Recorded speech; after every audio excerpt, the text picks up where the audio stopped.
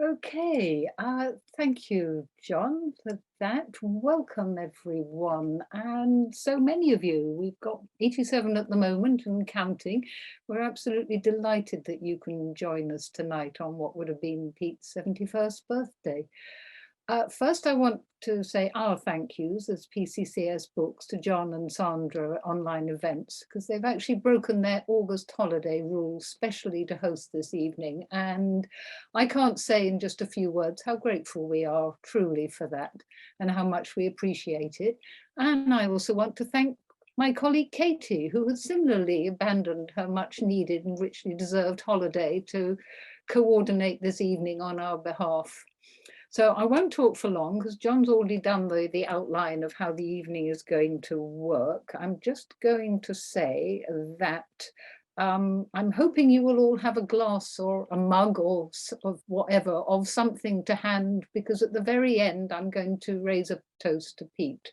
So, you know, whatever your beverage, chilled, hot, leaded or not, have something ready, or just wave your hand, I guess.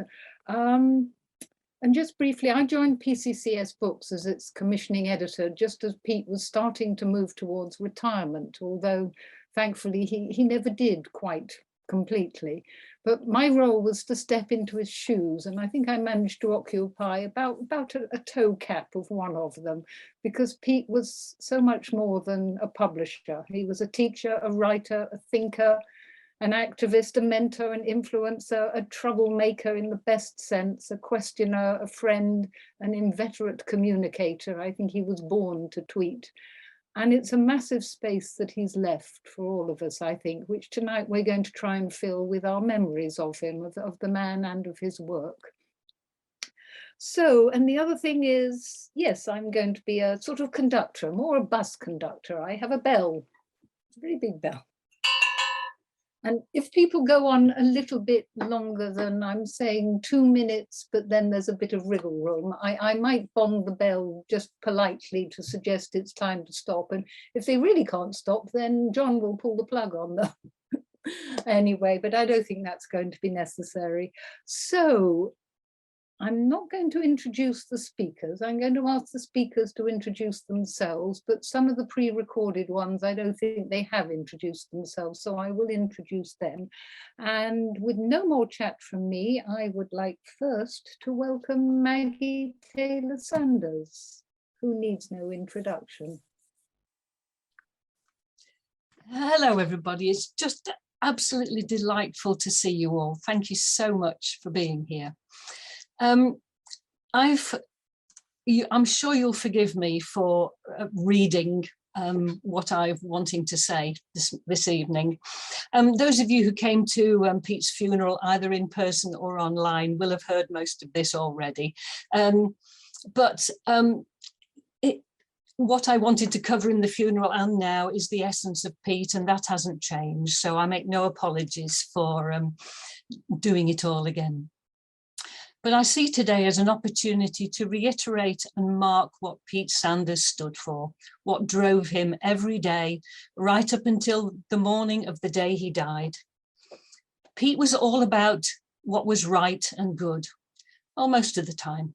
And he could be angry and foul-mouthed on social media, but it was always in pursuit of righting wrongs.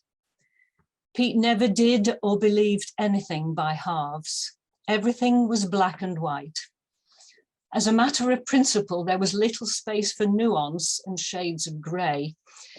He always said that you have to pick a side and then defend it to the hilt, regardless.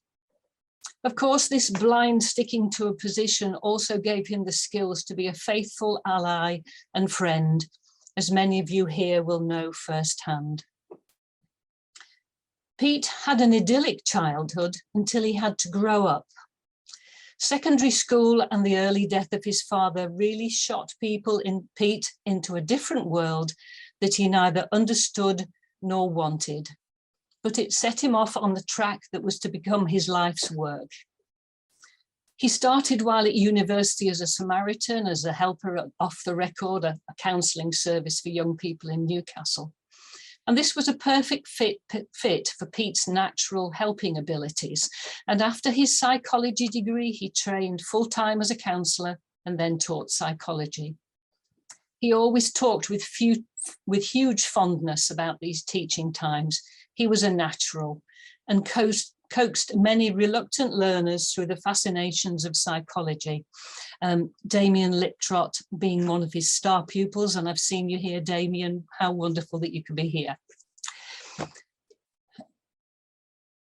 Pete started a counselling course at Wigan College, which is where we met. And as the cuts initiated by Thatcherism kicked in at the college, he found his values compromised in ways that made it intolerable for him to stay.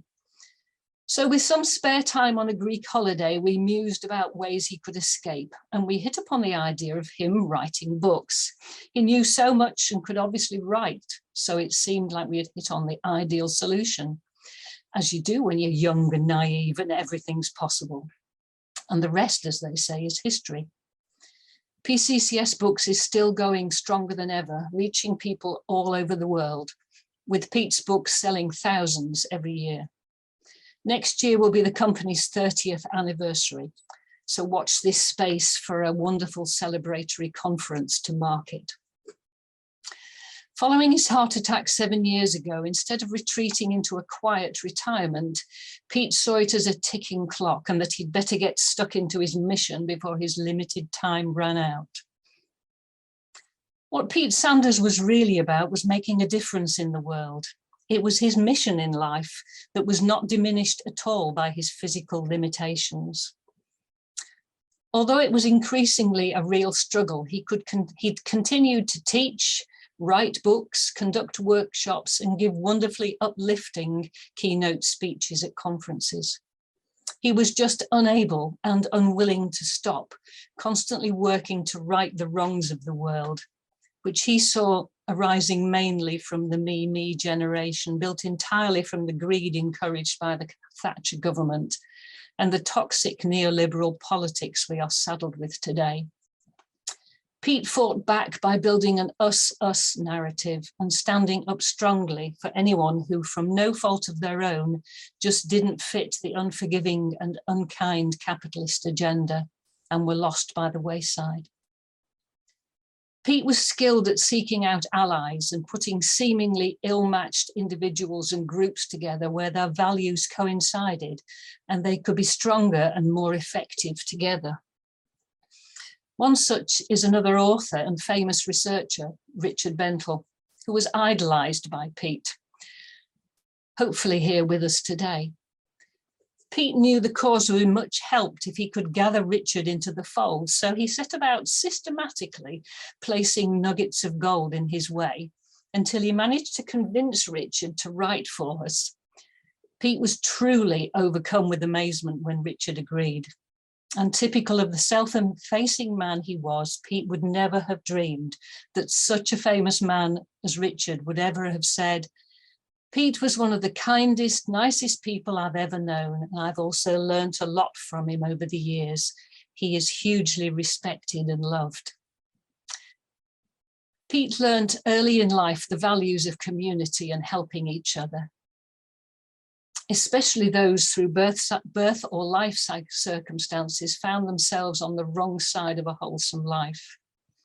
And once he discovered social media and Twitter, there was no stopping him. He worked constantly via his keyboard to call out any and all instances where he saw the slippery pole being greased and re-greased, stacking the odds against those trying in vain to climb it. Those of you who followed his posts will be familiar with one of his more foul-mouthed mantras, "Fuck the Tories," were words that were proudly written on the foot of his coffin. In the many tributes, again and again, words like admiration, respect, and love were used for this remarkable man.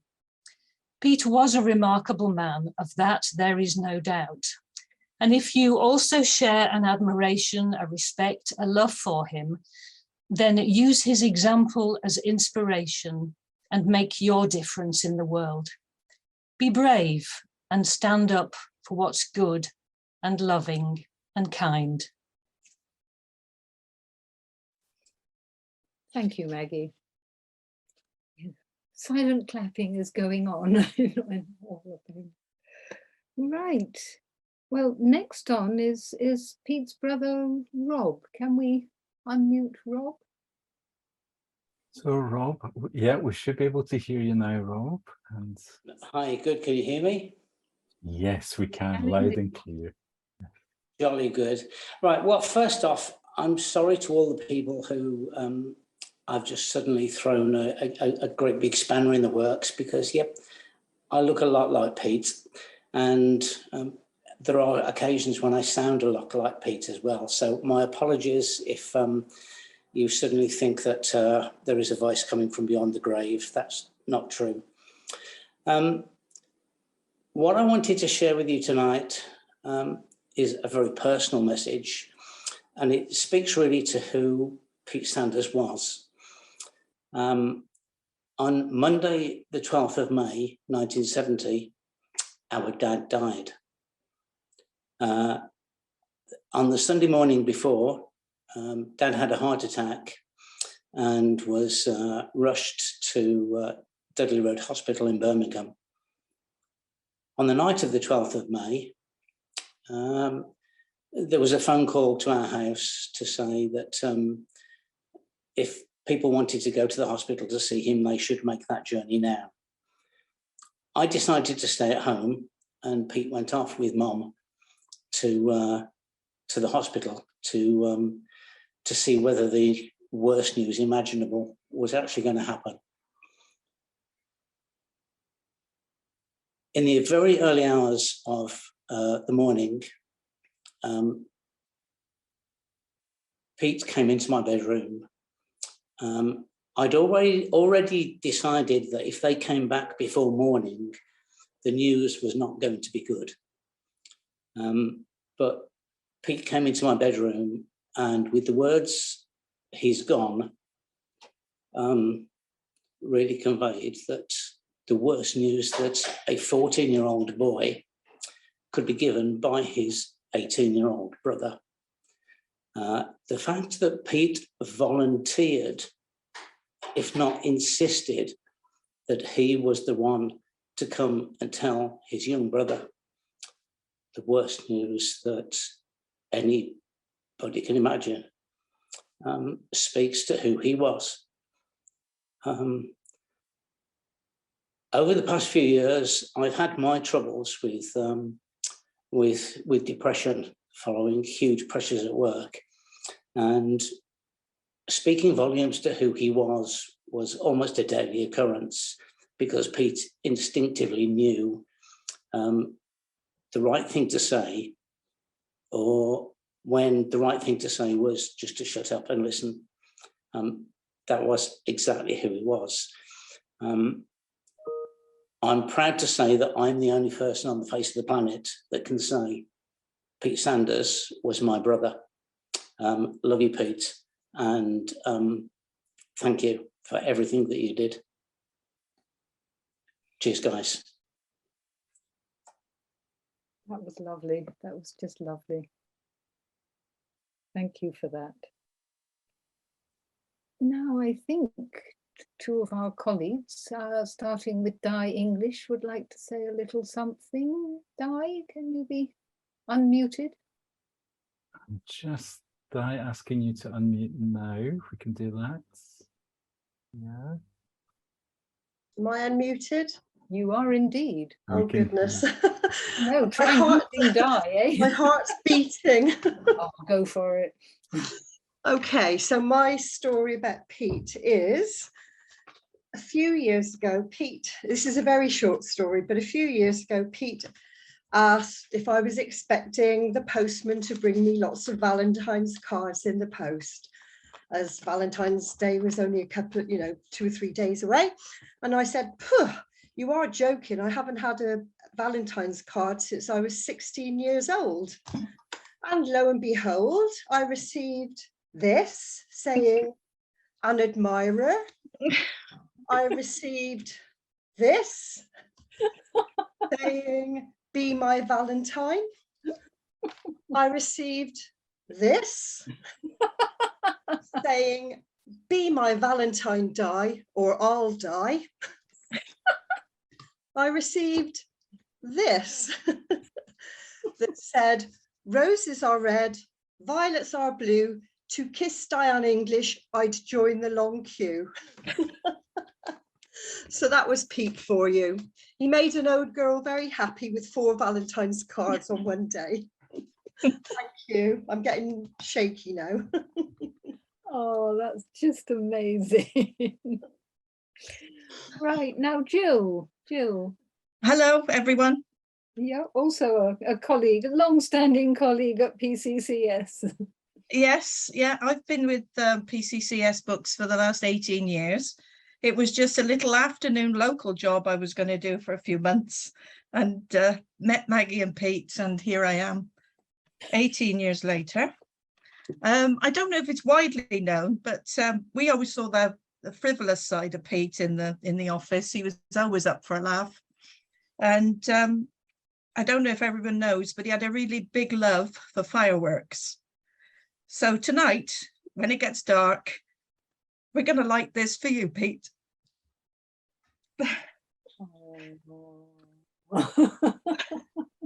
Thanks, Jill.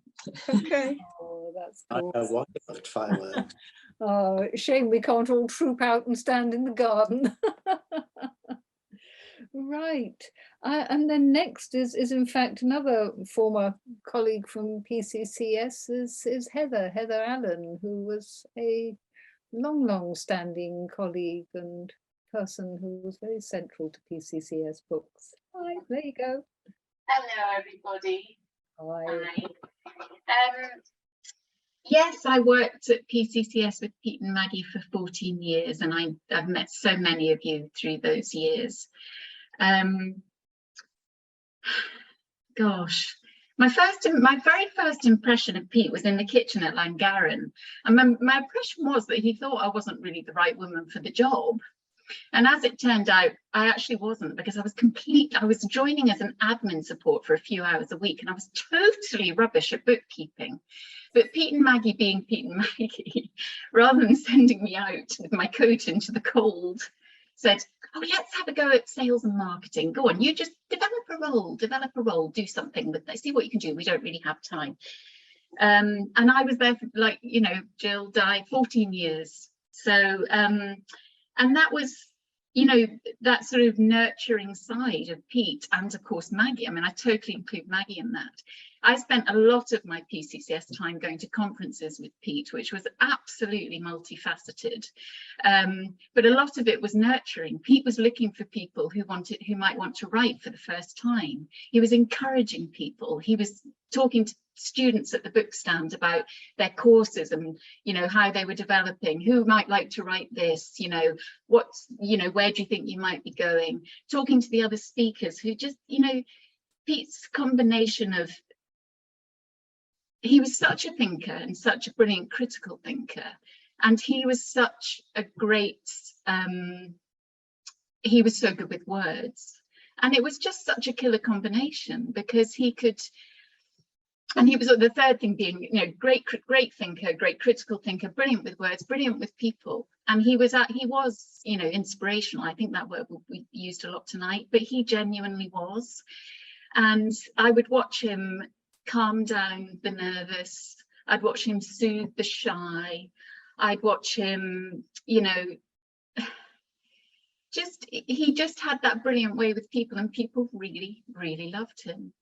And I think, you know, we shared so many funny times. Pete was I think his sort of thinking head, he was such a planner, and he would plan absolutely meticulously. We'd need to know where we were going to park at this conference. He'd need to know how many books were going, what were the sizes and weights of those books, where were they going to go on the stand, where were we going to eat, me, big helicopter. I mean, I must have driven him bonkers as he drove me bonkers on the other end of but we loved each other, and it was always fun, and we shared music and we shared stories. But I think my ultimate favorite thing, I wrote a list of favorite things when I was thinking about tonight, and my ultimate favorite things was Pete presenting, because the combination of his incredible sort of academic mind and his belief in what he believed, the just from the unjust, with his way with people and his way with words. And although Pete could be a very pessimistic person, his presentations were the ultimate optimism in the human condition and the ability of the human to find their answers. And he left me punching the air every time and just feeling so, so proud to be his friend. Very proud to be his friend. Yeah, I miss him. Thank you. Yeah, you captured it. He just held rooms in the palm of his Yeah, hand. and you were absolutely. just all In the palms of his hands. Yeah, he was at his most brilliant in that setting, I think. Yeah. I think next up is Susan Stephen. Do we have Susan? Hello, hi. Hi there. I wasn't expecting to be speaking. I have got a note. So this is off the cuff to a large degree. I just wrote down three or four words that kind of captures Pete for me. And the first, I guess I'm going to touch on some of the ideas that others have said or will speak. But the first word for me was passion. And that really connects with what you've just been saying, Heather, just in terms of the passion, which with everything that was what Pete brought to all the different parts of his work. But the first time I really spoke to him was after one of the presentations he did at a BABCA conference in 2007. And I was in tears in response to what he said, the passion that he was speaking with, and I guess the feelings it evoked in me, and just so hugely moved by his passion, and just so huge for me. The second word I wrote was his commitment. Pete's commitment to, well, for me, to the person-centered approach, but to so many different aspects of human life, human commitment, human condition, really driven through the work that he and Maggie have done with PCCS Books. And I've got a very fond memory of being at a conference with him where it hadn't been possible to have an actual PCCS book stand, but we did some guerrilla marketing of some books, and it was just great fun to really try to kind of make that work for him and for the work that he was doing. And encouragement, that's the third word that I wrote, because I haven't really directly worked with Pete and Maggie in any particular sense, but I just have always felt hugely encouraged by Pete in particular, by everybody associated with PCCS Books and the different things that I've done. And there was just such a generosity in the way that Pete encouraged me, and I guess so many of you here. So yeah, just finishing up, Pete's been such a huge inspiration to me in so many different ways. And I'm going to miss him deeply, but the inspiration that he's provided to me, and I guess to many of us here, will live forever, as long as we're here. So that's what I wanted to say. I think those adjectives they're going to come up again and again, aren't they? Or they're certainly in everybody's heads. It's those words that I've heard so often from people since he died. We're now having a video from Janet Tolan, I think, aren't we, John, who unfortunately can't be here this evening. And she's a trustee at the Person-Centered Association and a very long-standing colleague in arms with Pete in the person-centered world, and an educator and practitioner, and co-editor of what will be his last book that will be coming out later this year on demedicalizing therapy.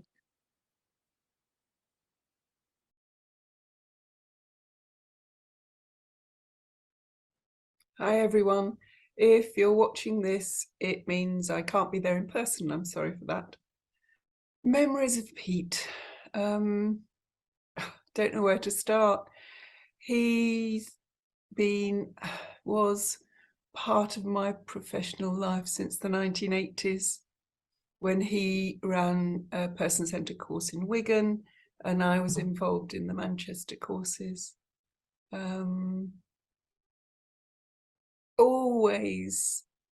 Always had fun with Pete. That's my main memory. Through conferences and meetings, person-centered and with BACP, and of course working with him at PCCS training, and then recently co-editing a book with him on demedicalized counselling, which should be being published soon. Having regular meetings on Zoom, and we still had a laugh even meeting on Zoom. So that's my main memory of Pete. He was fun. I really enjoyed being with him and working with him.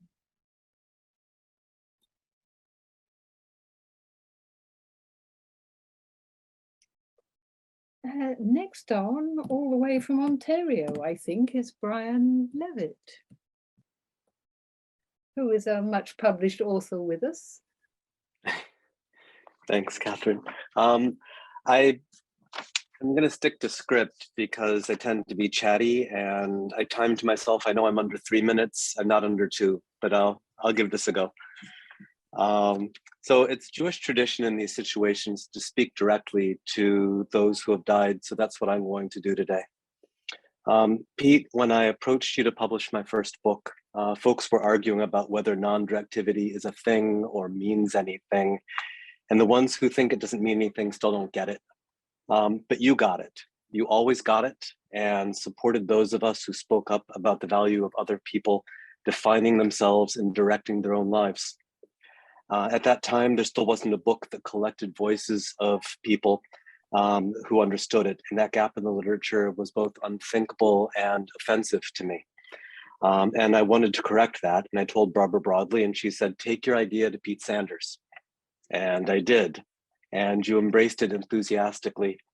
I love that you believed in that book the rest of your years, actually. You were a true and wonderful co-conspirator. And now I have 3 children, 3 books that are alive today because you believed in what I saw and what I had to say. I will no doubt hold gratitude towards you for the rest of my life. Quite simply, Pete, you made important dreams happen for me. You gave my ideas life outside of my own head. Ideas outlive us, and some ideas are worth putting our life's work into. Pete, you knew this. You supported voices that championed the importance of individuals defining themselves and directing their own lives, which is quite simply a decent and honorable thing to do. I also feel I should come clean on something, and my apologies to Maggie in advance if they're needed, for my influence on Pete in this regard.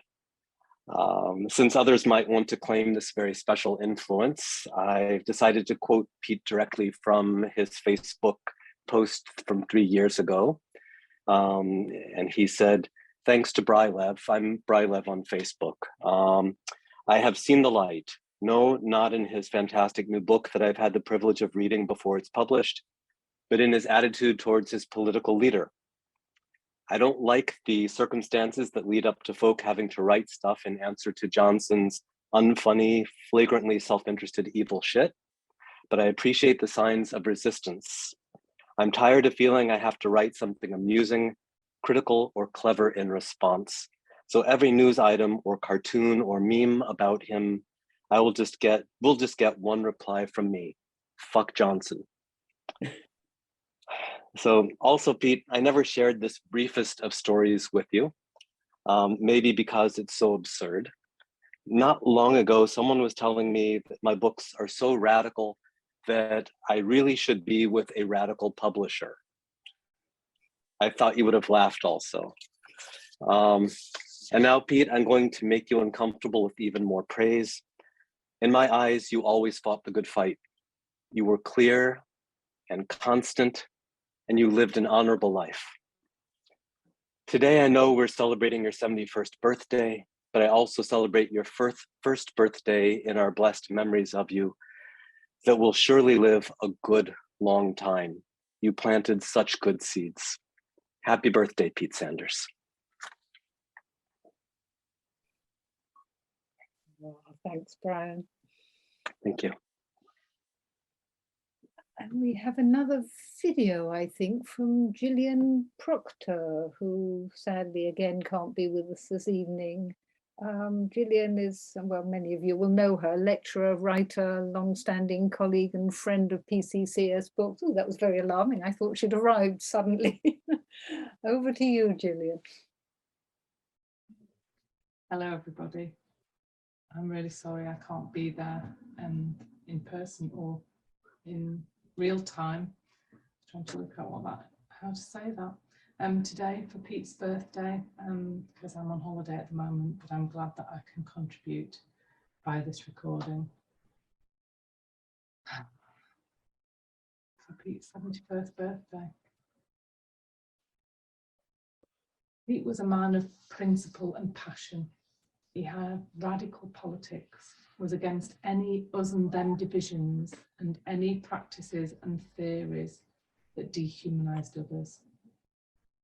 He introduced me to situationist philosophy, particularly Guy Debord, for which I was grateful. However, I've never worked out how to overcome my resulting depressive hopelessness from understanding that any resistance or subversion is futile because it's just incorporated back into the mainstream and exploited to give more power to dominant ideas. I never quite understood how Pete was so into the situationist when this didn't at all represent his approach. He never failed to resist and subvert at every opportunity. So I looked up situationism again in preparation for this and realized I've not yet understood the counter technique advocated by situationists of détournement, which is about turning expressions of the capitalist system against itself. So I'm now determined to make much more sense of this to help me continue in my attempts at political resistance each time I tire and fall into hopelessness. So thanks again, Pete, for keeping me going.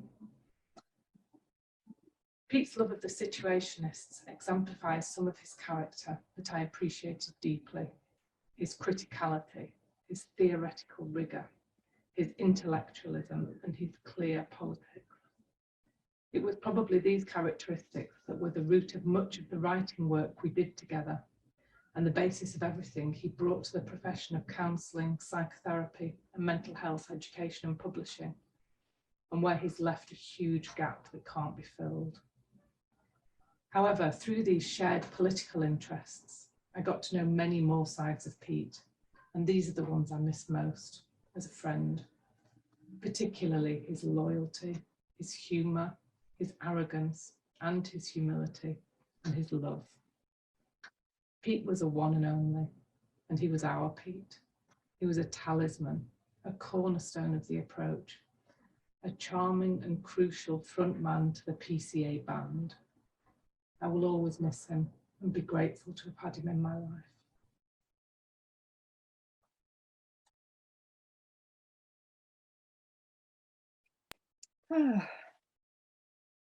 Well, and now I think Jackie Dillon, if we can find her. Gosh, I feel quite choked. Yeah, no. I haven't prepared anything. I just thought I'd speak spontaneously, which seemed in the spirit of Pete, really.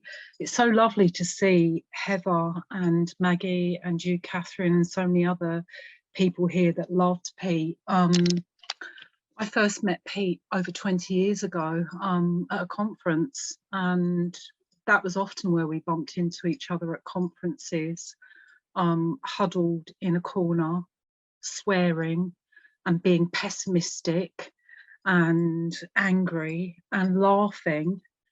And in my role then as the chair of the National Hearing Voices Network, it's often quite daunting to be giving keynote presentations in events where people sometimes were quite patronising and didn't necessarily really want to hear what I had to say. And Pete was always just so encouraging of me when I was, you know, a new baby activist on the scene, and he was always so kind to me as well. And, you know, alongside that kind of fierceness and passion, you know, what was underneath it was just so decent and so kind. And that just kind of is through everything that people are saying, really. And the thing that strikes me the most is like how proud I am to have known Pete. You know, what a great guy he was, and how much love there was for him, and that he did what I guess we can only hope to do, which is to live such a good life, and to be such a decent person who lives by their principles and puts their money where their mouth is and doesn't fuck about. Thanks, Pete. Thanks, Jackie. Yes, the F word is creeping in. I sort of remember the funeral. I've never heard so many F word usages in a funeral, whatever, in my life. It's creeping in, yeah. Now, I think this is the point where we do a sort of open mic, which is when, I mean, for people who weren't here at the beginning, we're asking that if you want to say a little something, keep it to sort of 2 minutes if you can, and hit your little wave button. John, you can do the technical explanation so much better than me. I'll hand over to you for this next part. I'm happy to do that. So there's a little reactions button in Zoom. It might be along the bottom of your screen. You click on reactions and then you get a raise hand button. Oh, I can see some hands going up. So that'd be great. If... Just to say, Joe Watson, you've got a slot later. So you can take your hand down. Oh, thank you, Joe. Great. So, well, lovely. If you feel like you are going to speak, please pop your hand up, and then that creates a queue for us. And then, Catherine, I think you can see who's putting their hands up, and we can kind of... We've got Sarah, Callan, and Bernard. Yes, so then I can offer you to unmute your microphone. There we go. Sarah and Bernard, hello. Okay, thank you. I want to say how much I appreciated Pete. The beginning of BABCA, which is now TPCA, he was a continual support for what, 30 years at least? And I just wanted to acknowledge that to everybody who would know about the early years of BABCA. He was not just a member, he had imagination and humour, and that enhanced his association with us at the early days. Thank you, Pete. Goodbye. Oh, that's lovely. Now there's a little note saying Peggy Nattiello put up her real hand. Would the real Peggy Nattiello like to speak? Peggy, I'm just inviting you to open your microphone. So let's see. So we've still got you on mute, Peggy. Okay. That's you. We got you. Okay, I'm really surprised when anything works for me on technology. So I want to join the choir of the people who were encouraged by Pete. I met him at conferences often, and I always enjoyed our interactions. And one night, Maggie and Pete came to Sedona, and they spent the night with Bob and I. And I was working on a book. And I really wanted to say to Pete, can I send you this book? So it took me until they were ready to leave. And I said, would you take a look at this book, Pete? And he said, I'll take a look at it. But he said, I have such a backup that it will take me a long time if I think it is saleable to publish it. But send it to me. So 2 days later, I went onto my computer and I sent the manuscript of this book to Pete. And I was absolutely certain he would not be interested. And within hours, I had an email back from him and he said, Peggy, I stayed up all night and I finished your book. And it is the next book that I will publish. So it really was so, encouragement was so important for me. I've never written another book, by the way, because Pete isn't here to encourage me. Oh, yeah, it's fantastic. Terry. Hi, Catherine. Peggy just used the word encouragement, and the reason I wanted to say something was when Susan, you talked about the three things that struck you from Pete. You mentioned encouragement, and I didn't sadly have much of a connection with Pete. I only got to know him in the last year or so. But basically on Facebook, I think I messaged him twice and said, oh my God, don't you get frustrated by some of the stuff that's going on? I feel like the approach has been attacked and whatever. And I think the second time I said it, he said, yeah, we'll do something about it then. And I was like, no, I don't know, what can I do? So we ended up kind of getting together and getting like 17 people together and trying to do something, which kind of worked but didn't. And then I think maybe that was the first time. And then maybe like a year later, I said something similar, and that's when he said, we'll do something. And we got together again and he gave some ideas. But as you were saying, Maggie, really nice to meet you. He was saying like, I really am retiring this time. I really am retiring this time. So he gave lots of information. And there's about 8 of us who are working on something that pretty much came from Pete's idea. But I was still really struck with that encouragement and that whole, we'll do something about it. It's like, oh, I didn't expect you to say that to me. But anyway, yeah, it's good to be here tonight to remember him. And I wish I had known him for longer. I really struck by just what a caring and passionate person he was. Very down to earth and like no ego. I loved the lack of ego. That was, yeah.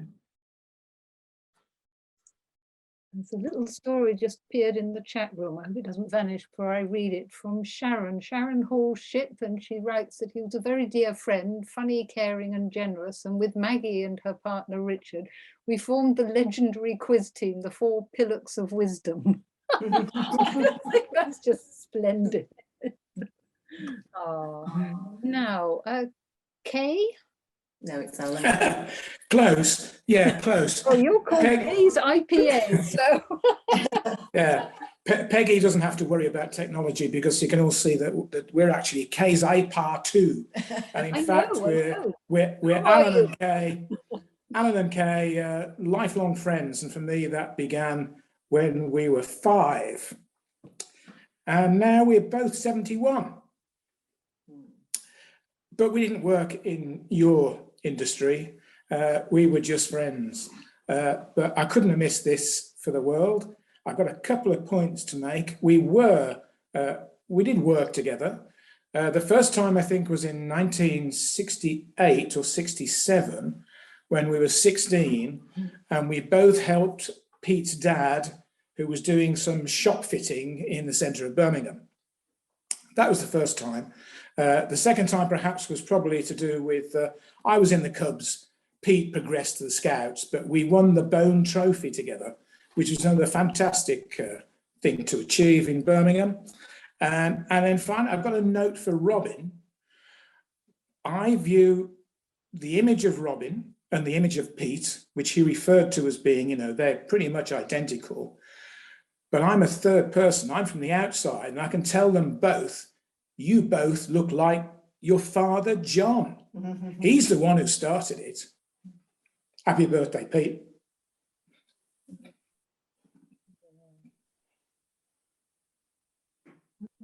Yin Wu? I got that right? Yeah, Jin Wu. Yin Wu, hi. Hi.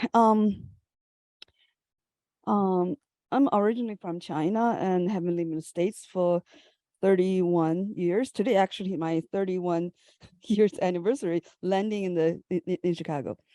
I met Pete and Maggie in 2002 at Rogers Centennial in San Diego, US.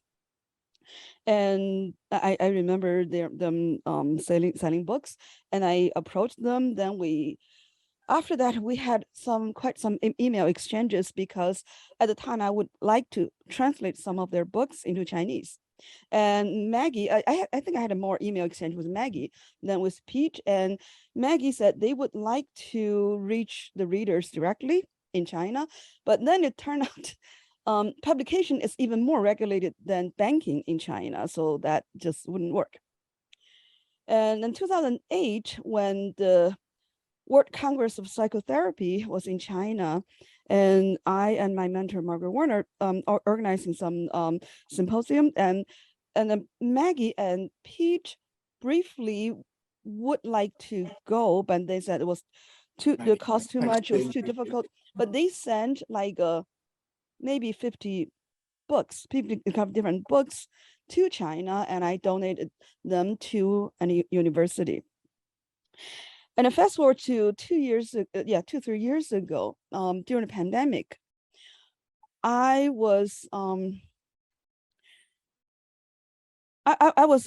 a volunteer consultant for an LGBT hotline here in the States, the Chinese one, and one thing led to another. I did read Pete's book on telephone counseling. And so I emailed Pete asking, is it okay for him to donate a copy to that hotline? And then he did. I don't know who has the book right now, but he did. So that's my story. The last piece is I'm the one who's translated Roger's China Diary, and a year ago, a publisher was going to publish the book, but they rejected it because the anticipated low sale. And I will continue to work on that and to hopefully someday find a publisher in China for the Chinese translation. Yeah, that generosity, it's very much the ethos of PCCS Books. It's what I remembered when I actually didn't work for them. And it continues. Right, who have we everybody's moving about a bit. Damien. Yeah, we got you, Harry. I'm seeing you.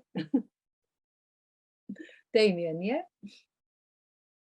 Damien, we're just trying to get your microphone unmuted. So yes, there we are. Great. I'm hoping I'm not going to get bonged as I go on, but my relationship with Pete goes back to when I was quite a damaged 19-year-old who started at Wigan and Lee College, and Pete was my psychology lecturer. And he was, as everybody said, he's very different, very inspirational, and very concerned with his students. And he was unlike any of the other teachers who I'd ever had, not least because he had hennaed hair and wore green leopard skin vinyl trousers around college, which kind of marked him out, especially when he got rid of the hennaed hair and had it dyed in a tiger kind of fashion. So he was an irritant to the hierarchy, but an inspiration to the rest of us. He showed what was possible. And as Maggie so kindly said, I did end up as one of his star pupils. We just got on, we just clicked. And not only did he teach me, but Eileen, my then girlfriend, and I would go around and babysit for his children, Jake and Hannah. And so not only was his teaching style unusual, but also the house was. So some of his, he had this huge sort of 4-story house, and it was adorned with posters that said things like "Uniting Armed Struggle," and that didn't sort of figure in many of the lecturers I'd had before or teachers I'd had before. And he used to have these amazing parties, and I remember one of our colleagues turned up as a policeman and caused chaos. He was dressed as a policeman, up until the point at which a real policeman arrived, and the chaos just sort of went exponentially higher. Kind of fabulous sort of occurrence. So we'd sort of talk of things like situationism and social anarchism, etc., which was a problem when I took Hannah and Jake out with Eileen to get them some Christmas presents. And I was absolutely terrified because Hannah chose an ironing board with a stick-on iron, and I thought, I'm going to have to go back and explain that I've got these sort of gender stereotypic toys for your children. Anyway, he was very kind about it, but as it happened, what then happened is I actually did very well under Pete's guidance, and Lee Shaw, his then colleague, who was also fabulous. And so I went off to Newcastle, which is where Pete had done his degree, to also do a psychology degree. And so he would come up and visit, and we had some great times. And I also ended up training as a counsellor at Off the Record, where Pete had been a few years before. I didn't know when I signed up for it, but obviously it came up in conversation. And also, I know I'm going on, but there was a little interruption in my relationship with Eileen, and Pete was able to sort of mend that. So when Eileen and I decided to get married, it was inevitable that I would ask Pete to be my best man, and he was. And that was 40 years ago, last month. So he did us a favour there as well. So when I came back from Newcastle, I went into college to see Pete and Liz, and they said, "Oh, hi Damien, do you fancy doing some teaching now you finish your degree?" So I said, "Well, yeah, okay." And they said, "Well, come in on Monday and we'll see if we've got any hours for you." So I went in on Monday, and they said, "Yeah, right, okay, you start tomorrow at 9 o'clock with a GCSE, well, an O-level class as it was then." So not only had he been my teacher, then my friend, he then became my colleague. So that was fabulous. We worked together teaching psychology, at which point, after a couple of years, he said, "I'm thinking of starting this counselling course. Will you do the psychological perspectives element of that course?" So I said, "Yeah, okay." And I spent the summer preparing for it. So we started these great counselling courses at Wigan, and just as it had become a centre for psychological excellence, it then became a centre for counselling excellence as well. And I do remember one year where we had a young Maggie Taylor joined as a student, and we know how that went after that. So I was pleased to see them get together and stay together. So then he started PCCS Books, and amazingly asked me to write a book with him, which I felt was quite an honour. And not only did he make that mistake once, he actually made it 3 times. So I was quite humbled by that as well. And then the books that we wrote got adopted as textbooks on a postgrad counselling course in Manchester. So we came full circle, and we actually got invited to teach together, which was a fabulous experience. I don't know what anybody else made of it. It was a bit like sort of Reeves and Mortimer do counselling, but it was a fabulous thing. And sort of, I do think that Pete's kind of made me the man that I am in many respects. He was my best man, and to a large extent he still is, and that's probably about it. Okay, thanks for putting up with me for so long. Bless, the image of those trousers are going to stay with me for a long time. They were fabulous. Oh, Elizabeth. Thank you. Can you hear me? Yes, indeed. Yes, good. So greetings here from Vienna. Hi, Carol, and everybody else. I just before I starting to talk about Pete, I wanted to say I was thinking about Catholic funerals as we have them in Austria, where after the funeral, everybody sits together and drinks and eats and talks about the deceased. So I really wish we could all sit at a large table and do that with each other. That would really be also, I think, in line with what Pete would have liked. But okay, this is an alternative that makes it possible for me and some others to be there. So thank you very much for this. When I was thinking about my history, if I can call it, or story with Pete, it is a spotted one. It is one of spots here and there. First of all, I don't live in the UK, but also not in Wales. And it started, I was thinking, in 1996. Now, everything I'm going to say about my story with Pete, or my history with Pete, is under the motto of what we consider very British, is the understatement. So please understand my little speech here as such. There is one understatement I really love, always loved in English, and that is the term a spot of bother. And I think that some people could say this about Pete, that he was a spot of bother, certainly to the Tories, and maybe some other people as well, I don't know.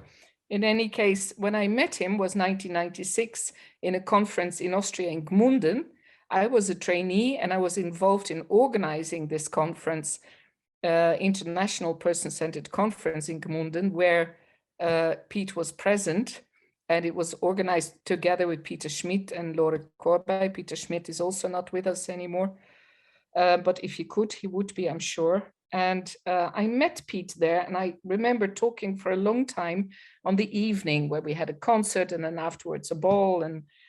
And what I remember most of it was that he was a spot of honesty, of authenticity, not just a spot of bother. Then later in 2000 or 2001, I don't remember exactly, I was doing a holiday, a tour through the UK, and we visited Maggie and Piet. And there I encountered a spot of generosity and hospitality, which I enjoyed a lot.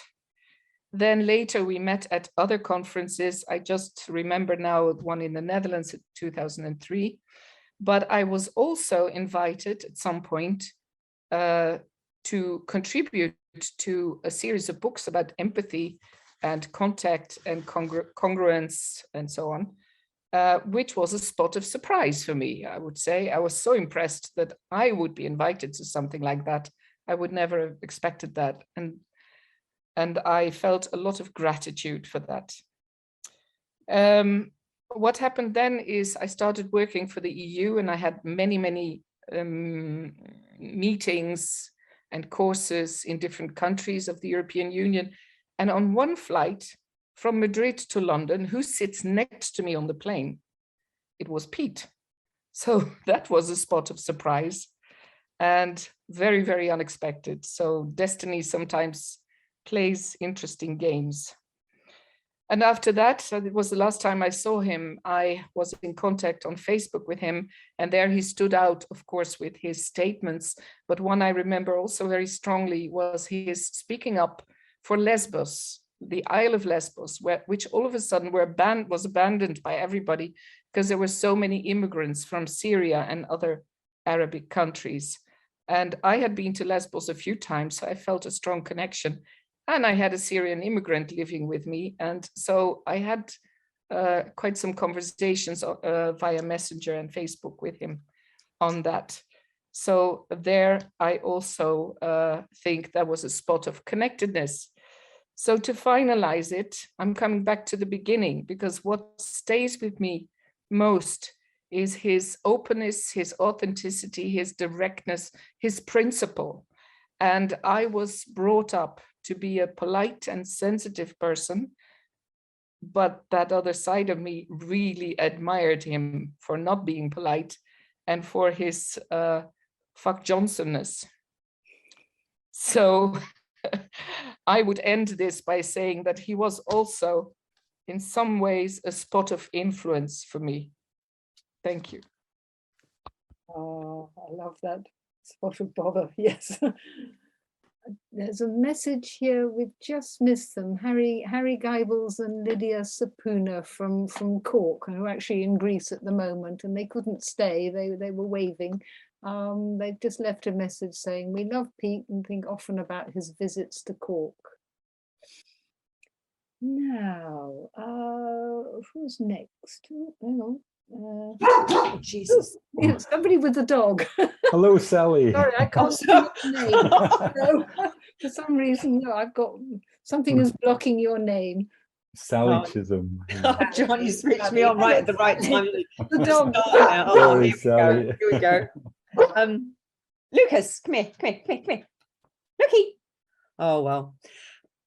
I just want to say how lovely it is to see all the people from PCCS books, Jill, Di, Heather, Sam, and Maggie. And I can't separate Piet and Maggie, well, I can separate them from each other, clearly.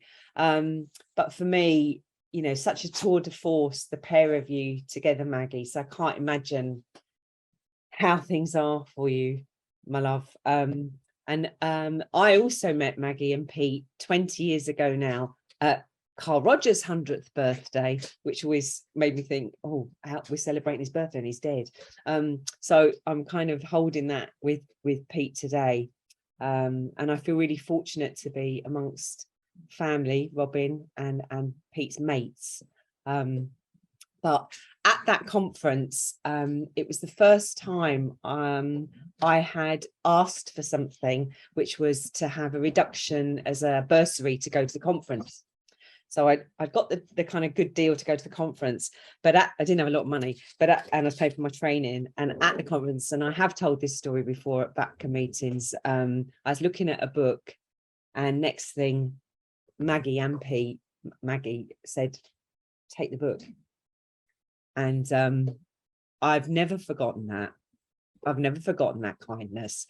You know, I was only just getting used to ask for things, never mind anybody actually gifting me something. And I'm hearing all the configurations of Pete today, and I'm thinking he was an old bugger as well. Sometimes I was a bit, you know, the gruff side. I was a bit scared of him at times when we'd have a bit of a, you know, discussion about things. But listening to everybody today, I was thinking, oh, what a trick was missed in having Pete and Maggie on Gogglebox. You'd have been just bloody amazing, the pair of you. So yeah, thinking of you all, and so lovely to see lots of people from our community, which Maggie, you and Pete absolutely drew together through publishing all the books, and it's always supporting BAPCA. So yeah, just want to say thank you. The dog kept quiet. They did, they know. Thank you. Carol next, I think. Hello, everybody. It's just beautiful. Pete brings us together again, clearly. And thank you for that again, Pete. It's wonderful to see so many people who loved Pete and understood what he was about. And one of the things that I think photographically, so it's a couple of snapshots that I have collected thinking about today. And the first one is a snapshot of, I don't know why or how, but he was in Boston somehow, and we met up, and he was talking about taking this idea of Maggie and leaving jobs and starting this publishing company, and that they had they were the warehouse. They had boxes of books that were their table and their bed frame and everything else. And I thought, this is the guy I can love. This is Maggie, and whoever Maggie is, and this guy in front of me here. Yeah, these are wild people, and I think I'm going to be friends with them. It's an audacious idea, and let's just do it. It's crazy. It's worth doing. So to lead an honorable life, as he loved to quote John Schlein, yeah, that's an honorable life, to be wild. If your native beingness is wildness, then he sure knew how. The other thing is that he looked natural at things that he was doing, and it was easy to forget how powerful they were. The fact that he was a natural educator, one of the best traits of the truest form of that is to be able to take the wildness of the universe and to bring a couple of words together to a person who is ready for those words, and then make a match, make a connection. And my God, over and over again. So I was thinking of all that he's written, and I went back to probably the first thing that I heard him present, which was, it was from, does individual therapy make sense without a social context? Now this thrilled me, first of all. This is right up my alley, and I was totally excited. And then he just nailed it. He just pow, pow, pow, pow, pow, including toward the end, an 8-point manifesto that he wrote with Keith Tudor in 2001. And he goes through the whole thing. He talks about the spectacular self and about how the world is less and less authentic, etc.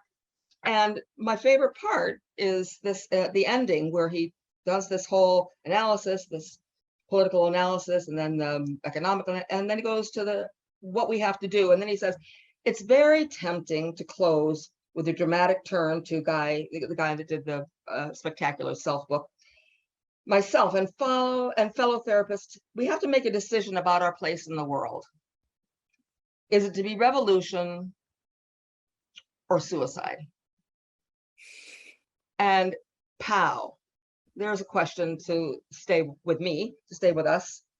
And then having done that nice black and white, which one do I have to choose? Because you have to choose. He writes, there may be one more option.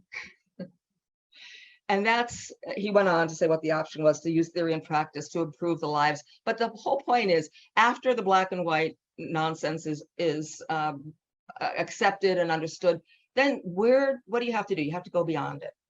And that was one of Pete's gifts to me about how, yeah, this is probably folly. This may be ridiculous. It may not have any effect at all. But my God, I'm alive and I have to do something, and I'm going to do this. There may be one more option. And if we don't take that option, we just concede to the world I don't want to concede to. And neither did he, and neither did people in this room, in this big room. And that whole ethos permeated PCCS books. I was thrilled to get there and see Heather. It's so wonderful to see people I met there that first time. And you could just feel feel the vibe. There was a sense of connection and silliness and goodness and effort and effort and effort. And that's wonderful to see everybody. I'm sure my 2 minutes are up, but Heather was right. He had a killer combination of traits, and those killer combinations brought a whole lot of life into the world. So thanks, Pete. Love you. It's a very evocative image as well of those early days. Very evocative, I think, of PCCS. Right. Carol, we were there on our honeymoon. That's why we were in Boston. Oh no! Really? Really? Paul and Pete went to a Thai restaurant. Where were you and I? Washing up. Maggie, you're on mute. Let's. That's funny. Thank you, Maggie. Okay. Now we've got two more hands up, which is Gay, followed by Art Bohart, and I think there's time for that. Yeah, let's go for it. Gay. Oh, okay.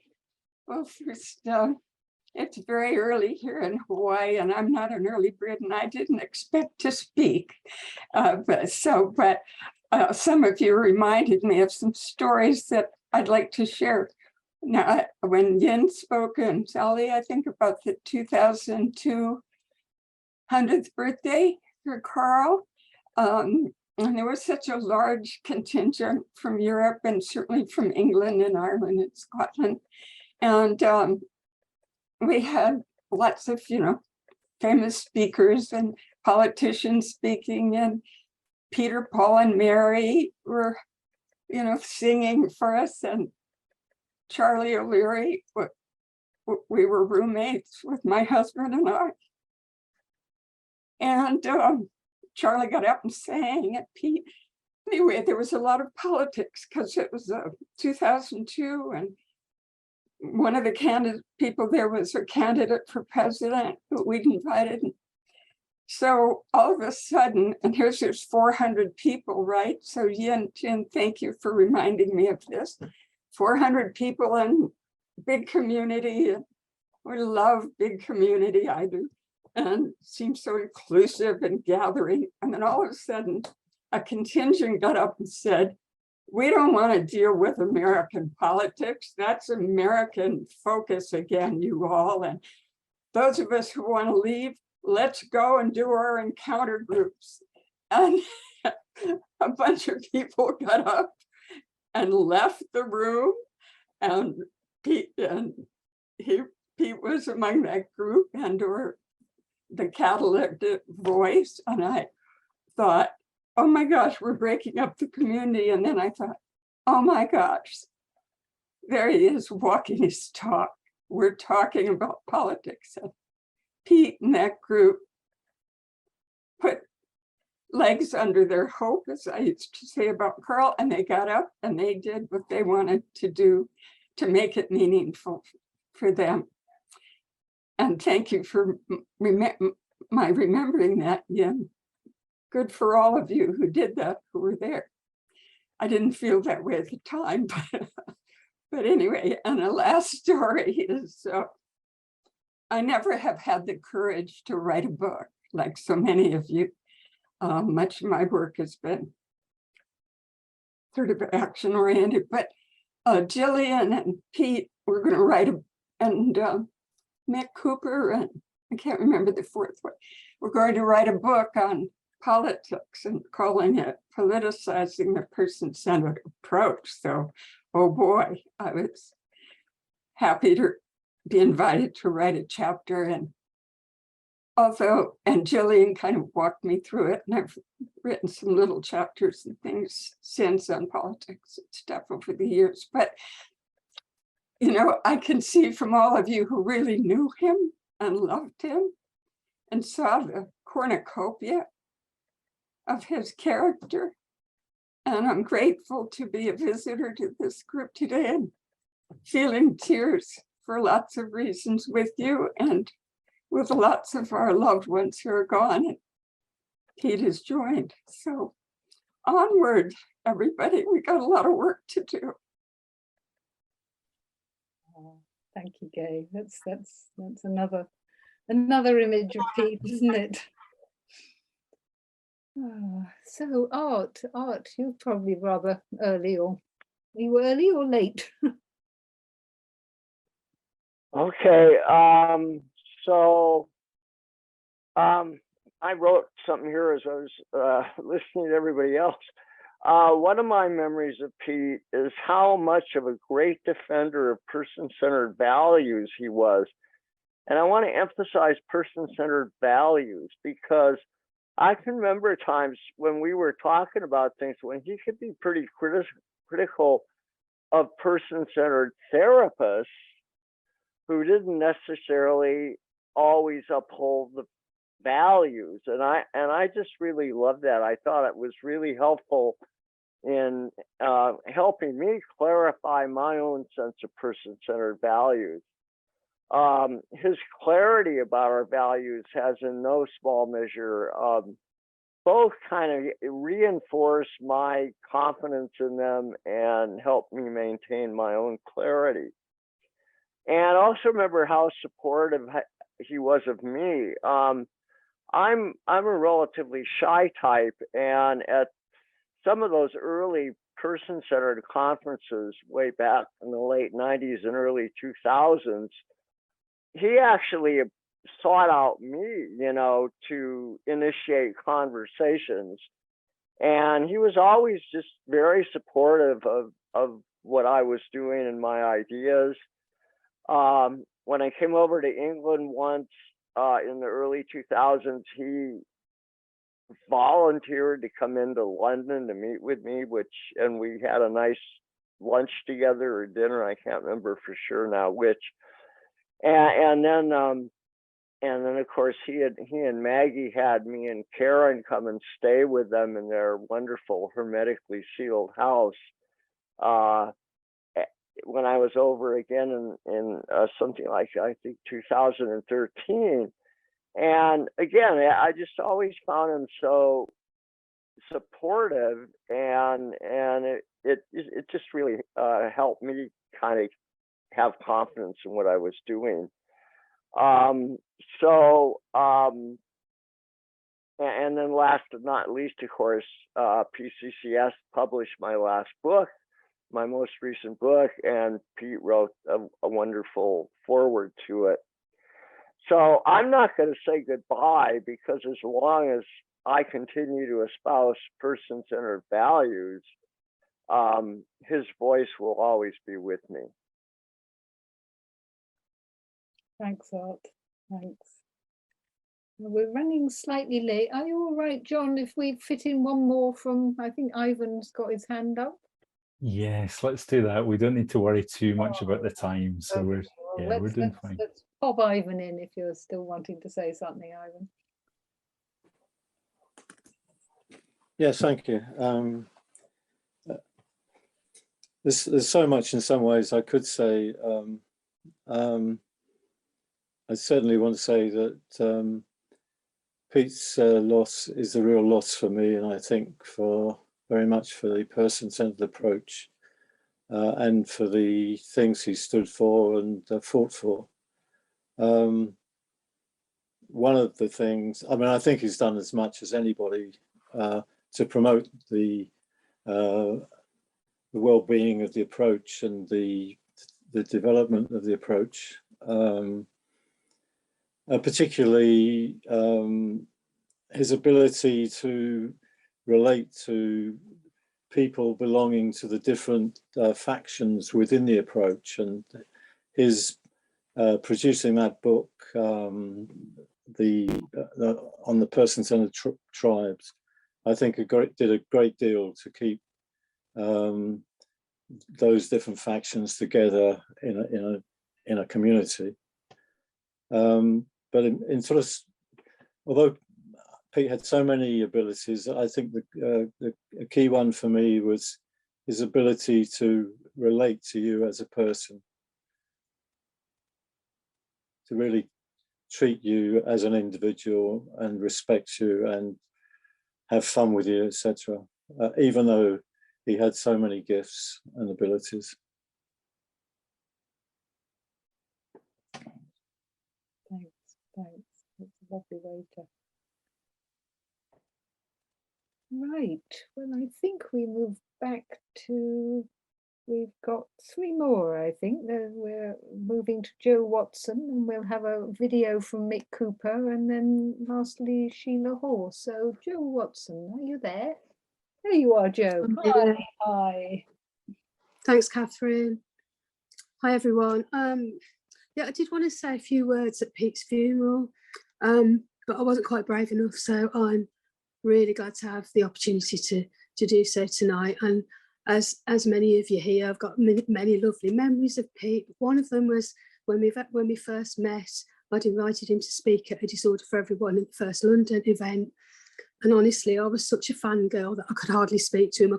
He couldn't articulate, but that discomfort lasted, a very short space of time, and I put that down to our matching accents and Pete's just down-to-earth sense of humour. So we connected pretty instantly, and honestly, Pete went on to be such a massive encouragement of me, of Disorder for Everyone, of later on of the Drop the Disorder book, which was born in a Worcestershire pub over a very average sandwich that we never stopped talking about. It wasn't good. And you all know that he had such a kind of special kind of hatred reserved for psychiatric diagnosis and the medicalisation of distress. And I do remember a great tweet that is worth mentioning. I think it was from last summer. He said psychiatric diagnosis is an insult, but by a professional, it's an assault. And he just had such a way with words, didn't he? Which was one of the reasons when I saw "fuck the Tories" on his coffin, I just thought, my God, that's just exactly right. And yeah, the best coffin I've ever seen. And I'm a funeral celebrant in my other life, so I've seen a lot. And a very little story I wanted to share is that once when I saw him, he was wearing this adorable little badge with a picture of the Rotunda in Birmingham. And if you don't know the Rotunda in Birmingham, just think Birmingham's answer to the Shard, the Eiffel Tower, the Empire State Building. It was not quite like that. But anyway, Pete's badge really proudly depicted the Rotunda, which is part of the Bull Ring in Birmingham. And it said, "Birmingham, it's not shit." I want to show you the picture of the badge. Can you see it? How cool is that? I can't tell you how much I coveted this badge. And then about 3 days later, as if by magic through the post, 2 badges appeared. So yeah, absolutely brilliant. One for me and one for my mum. The irony is that we don't need a badge now to celebrate how good Birmingham is. After the last week, 10 days, everybody knows how cool Birmingham is, and I think Pete would have loved that. So needless to say, there's no one quite like Pete, certainly no one like Pete in the counselling world now, no one who calls out medicalisation in quite the same way, with no ambiguity or shit giving about being polite. I miss our phone calls where we'd slag off the Tories and offload about health stuff. I miss the encouragement and support, the support of my attempts to be an effective troublemaker. I really appreciated that support. As Jackie said, he was just so kind and so decent. And mostly I miss is that Brummy sense of humour, the deep authenticity that oozed out of him, that just made him such a great ally and such a great friend. So happy birthday, Pete. Forever grateful. I miss you. Oh, lovely. Thank you. That's great. Now, I think we might have. Is Mick Cooper, but I think there's one or two people who we might have missed off from various lists. I'm seeing Wendy. Is Wendy wanting to say something? Have we got? Yes, I think we've got Wendy next. No obligation. If you Okay, so yeah, I mean it's typical of Pete, you know, not wanting me to speak as an Arsenal supporter, because I think one of the things that I want to say is that Pete was not entirely black and white. He was claret and blue, and he was a fervent Aston Villa supporter. And towards the end of his life, he and I would message, use Messenger to whenever Arsenal or Aston Villa were playing. So that was something that I wanted to show as a very important part of his life, and it needs to be recognised. I just want to show a little picture, if I may. I don't know how I can do that on here. John, if you can you use your share my screen? Yeah. Okay. So let me share this. Oh, okay. You've got the anyway. picture. Yeah. Yeah, I've got it somewhere around here. I don't know if you can you see that? Not yet. It's not up on the screen yet. All right. So, okay. So I don't think I'm going to be able to show it, but what it is, it's a picture of Sloopy's Disco in Corporation Street in Birmingham. And I wanted to show that because Pete and I were students together at the 1974-75 cohort at the University of Aston, 1 year full-time training course in the diploma in counselling and educational settings, when a person-centered therapy was called client-centered therapy. Those good old days, and 47 years ago. And, you know, I mean, I was 3 and Pete was 1, and I don't know how he got onto the course at such a young age, but he was a dear friend of mine, and 47 years later, I still love him. Thank you. And Kate, I think.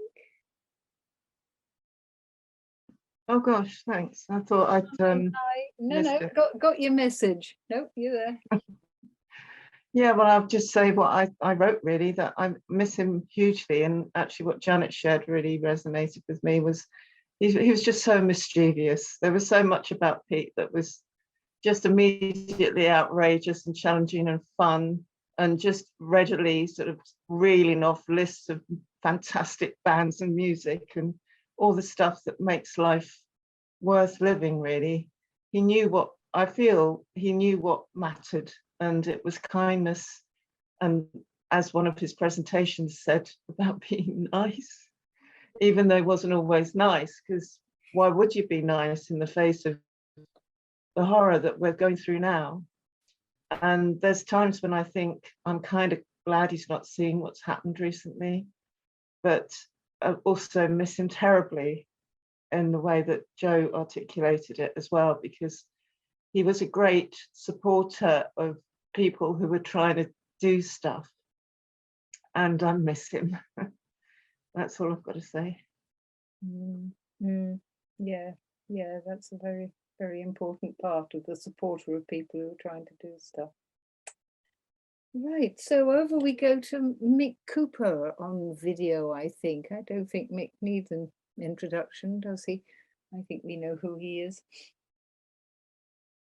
Hi, it's Mick Cooper here. Sorry I can't be with you and Maggie all today. Just travelling, but I wanted to say a few words about Pete, and just really what a loss I guess it's been to our counselling and our person-centred world since not having Pete around, really. He was such a kind of big, marvellous, magnificent, larger-than-life figure in our world.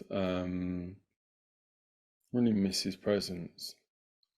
I think, I don't know what it was about Pete, really. I was thinking about, you know, why was he so important? And I think a lot of it was just his energy and his drive. There was, I mean, Pete was really confident in lots of ways, and there was a kind of confidence, and of course, in other ways, he wasn't so confident, and there was quite a shyness. I remember at conferences, Pete he was very sociable and very friendly, but also quite shy.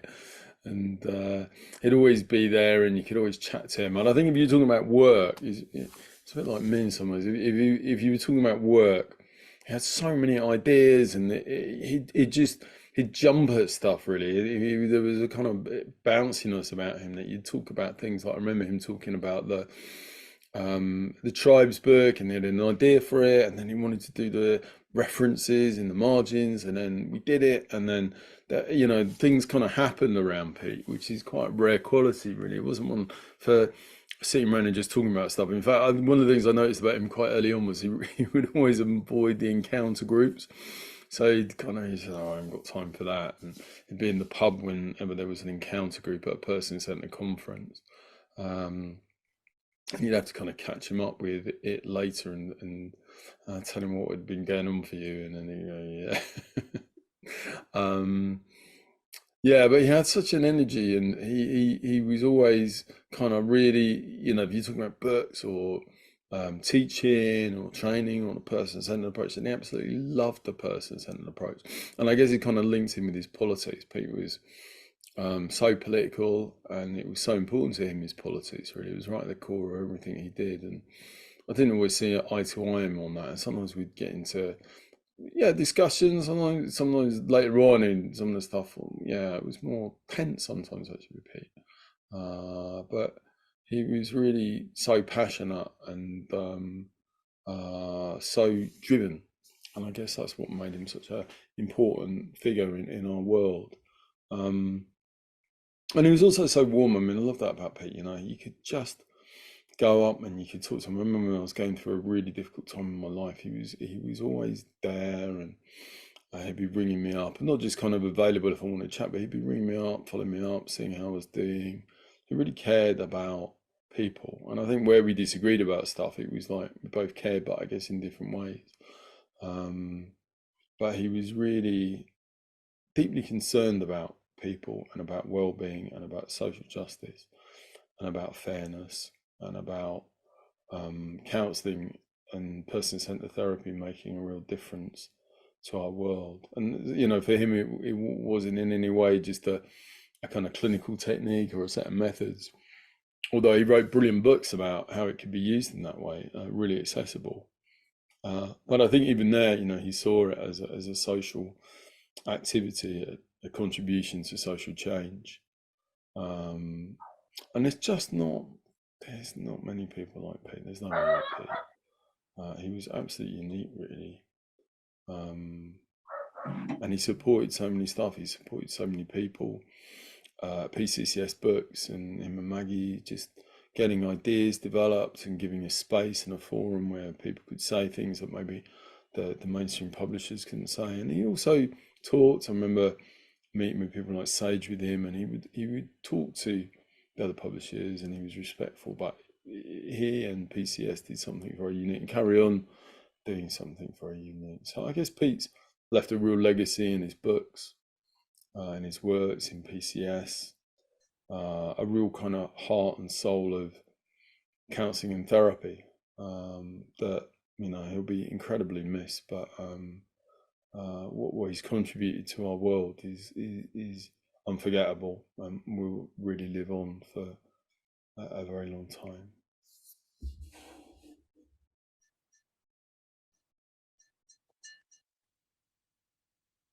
Gosh, we've got such a kaleidoscope of descriptions. Fantastic. So I think we end with Sheila. Oh. Hi. Hi, hi, Sheila. Well, I mean, so many people have said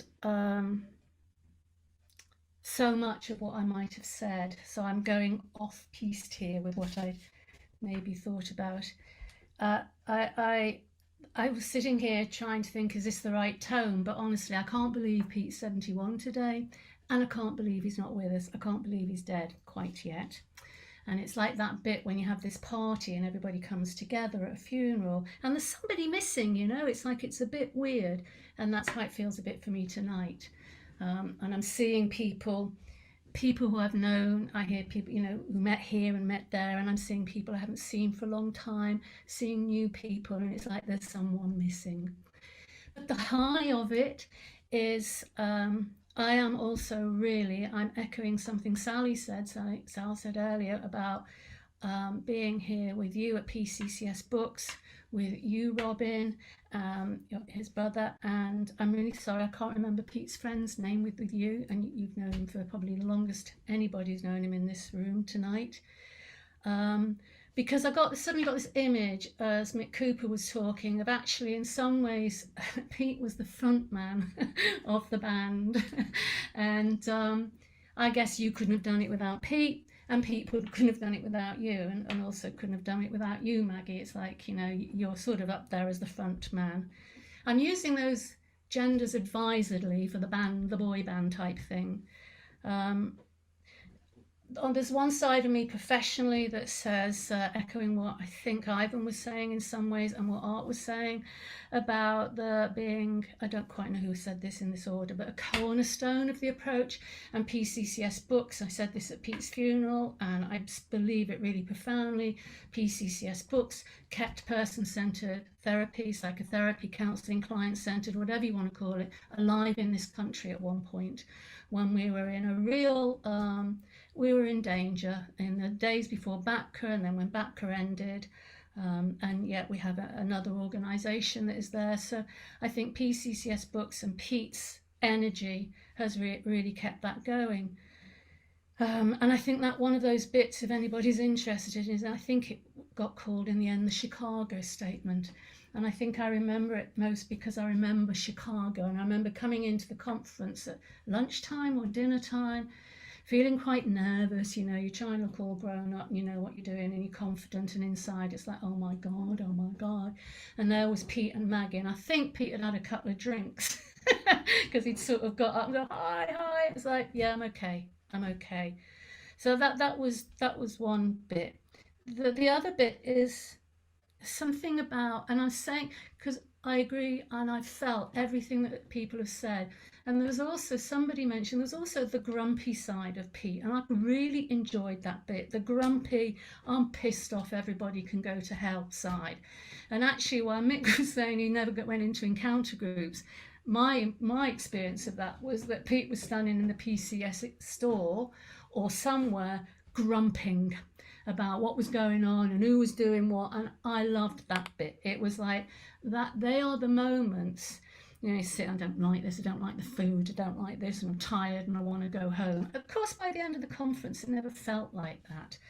But that's the sort of, I miss that bit of him as well. I miss that bit of him. And I'll just end, if I can say this. I went early because I bought a drink to do a toast, and then you said you were going, and I've gone a bit early on it, martini espresso, so it's a bit heavy duty. So I don't know if it's that or actually the moment. In my life, there have been some people that when they've died, a little light has gone out in the universe. And Pete is one of those people. The universe is just that little bit quieter since he left. And I don't think for me that noise will ever come quite back in the same way. So I miss you, Pete. I know you're dead. I have to get used to it. I won't, but the universe is quieter. So I'm looking forward to the toast, Catherine, and I hand back to you. I think that is the toast to Pete. Can you unmute us, everybody, John? Can you unmute us so we can all do our little tea or water or... Happy birthday, Pete. Happy birthday, Pete. Happy birthday, Pete. Happy birthday, Pete. Happy birthday, Pete. Feliz aniversario. Love you. Happy birthday, Pete. Thank you for being here. Thank you for being here, everybody. Thanks, Maggie. Thank you. Obrigada, Maggie.